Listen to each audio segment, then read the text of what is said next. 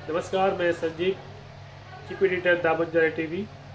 हमारे साथ आज जुड़ रहे हैं भारतीय बंजारा सेना के राष्ट्रीय अध्यक्ष नेमचंद सिंह नायक, जो कि हमारे साथ जुड़ रहे हैं।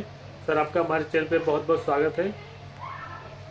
बिल्कुल जी, बहुत बहुत धन्यवाद आपका संजीव जी, आपने हमें अपने चैनल पे आने का मौका दिया। सर, हम आपसे और आज मैं जानना चाहेंगे जो आपका संगठन है, उसके बारे में कुछ बताएं। आपका संगठन किस फील्ड में ज़्यादा काम कर रहा है, अभी तक क्या काम किया है और आगे क्या विचारधारा है यहाँ पे संगठन देखिए, ये आप अच्छी तरह जानते हैं और पूरा देश लगभग जानता है कि बंजारा सेना एक ऐसा प्लेटफार्म बन चुका है की? जो हमने मेहनत की है। हमने धरातल पर इतनी मेहनत की है, आज 16-17 प्रदेशों में हमारा संगठन पहुंच चुका है। जी कल भी हमने छत्तीसगढ़ से प्रदेश अध्यक्ष बनाए हैं, महाराष्ट्र से भी हमने बदल के प्रदेश अध्यक्ष बनाए हैं, जी और हरियाणा से भी हमारे प्रदेश अध्यक्ष कल नियुक्त किए गए हैं। तो जितना भी हमारा मेन मुद्दा है जी। और हमारा जो फोकस है, वो धरातल पर लोगों के बीच में जाना है, समाज के बीच में जाकर कार्य करना है। तो अभी आपका किस मतलब किन किन प्रदेशों में आपका जो संगठन है वो इसमें चल रहा है?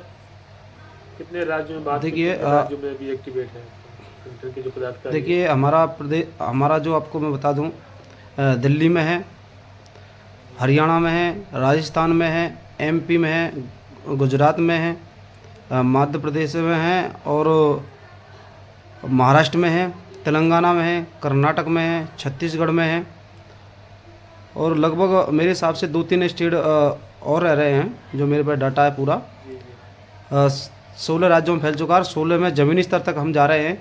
जो हमारा मुद्दा है, एक जाति एक आरक्षण जी। देश में होना चाहिए बंजारा समाज का, क्योंकि अलग अलग हम पिछड़े हुए हैं, तो इसको लेकर हम ज़्यादा फोकस कर रहे हैं। अध्यक्ष जी, जैसे हम देख रहे हैं आप संगठन के माध्यम से अनशन के बारे में हम देखते रहते हैं कि आपका संगठन द्वारा कुछ अनशन पे बैठा जाएगा, तो इसकी क्या रूपरेखा तैयार है आपकी? देखिए, हमारा जो अनशन में बैठने का जी जो रूपरेखा हम बना रहे हैं, वो अप्रैल तक हमारी क्लियर होगी। अप्रैल में हम बैठने की तैयारी कर रहे हैं।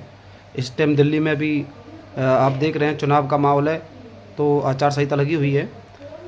इसके लिए हम पूरी तैयारी के साथ जुट रहे हैं। 3 महीने हम पूरी तैयारी करेंगे। पूरे देश से लगभग 1 लाख जनसंख्या दिल्ली आएगी, ये पूरा अनुमान हमें है। हमारी जो टीम है पूरी लगन और मेहनत से कार्य कर रही है।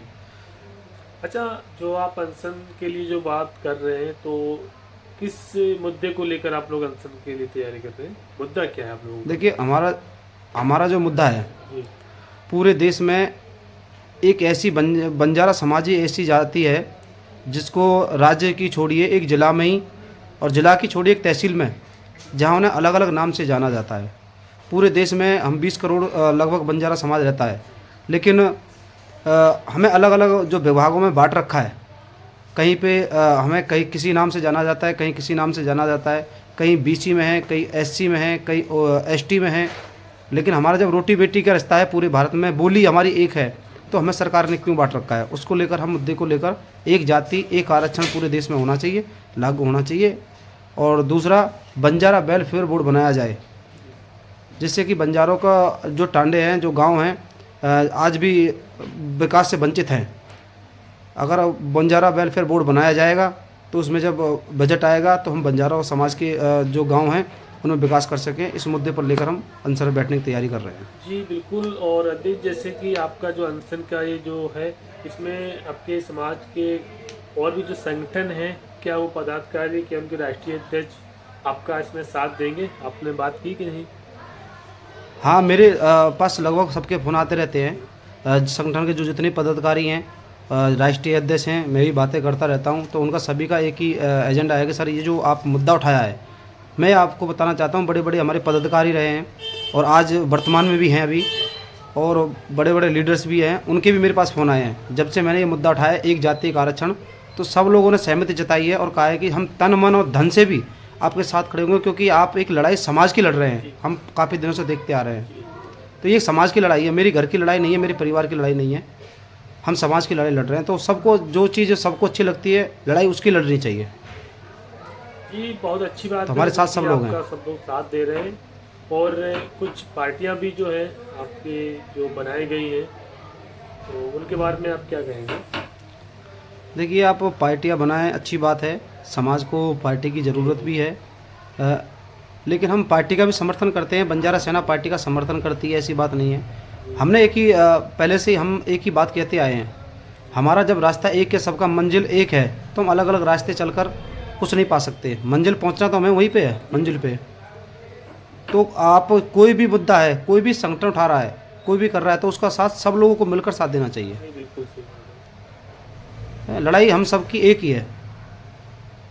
कुछ लोग हैं जो पार्टी में बट जाते हैं और कुछ जनता को ऐसा समझ लो कि उसको गुमराह करते हैं कि यहाँ मत करना, ये मत करना, वो उनकी गलत रेखा है। नहीं, सबको एक मिलकर कार्य करना चाहिए। नहीं, अभी तक तो जैसे कि हम देख रहे हैं कि शायद 2 पार्टियों की घोषणा हुई है, तो इस पर आप क्या कहेंगे? क्या विचार विमर्श करते हैं इस पर आप? ये देखिए, पार्टी तो देश में एक ही बननी चाहिए। दो पार्टियों में बन करके सरकार में भी विश्वास नहीं रहेगा। पार्टी एक ही अच्छी है, जिससे हमारा बहुमत बना रहेगा और जो और पार्टियां हैं उनमें हमारा सम्मान बना रहेगा। अगर हम आपस में ही फूट में रहेंगे, फूट के कारण तो हम आज भी ऐसे ही हैं। अगर हम लोगों में फूट नहीं होती तो हमारे भी सांसद और मंत्री होते। सही बात अब पूरे देश में आप बताइए, केवल एक तेलंगाना में ही एक हमारे सांसद हैं पूरे देश के अंदर, जो 20 करोड़ हम जनसंख्या बताते हैं। इसी के फूट के कारण ही हम लोग नहीं आज राज्यसभा और विधानसभा नहीं पहुंच पा रहे हैं। है, सही बात है। तो तो जैसे कि जो आपके संगठन के लोग हैं उनका सारा सपोर्ट है और इलेक्शन की आपकी तैयारियां हैं, तो कहीं ना कहीं इस बार आप अप्रैल में फुल तैयारी के साथ कर रहे हैं।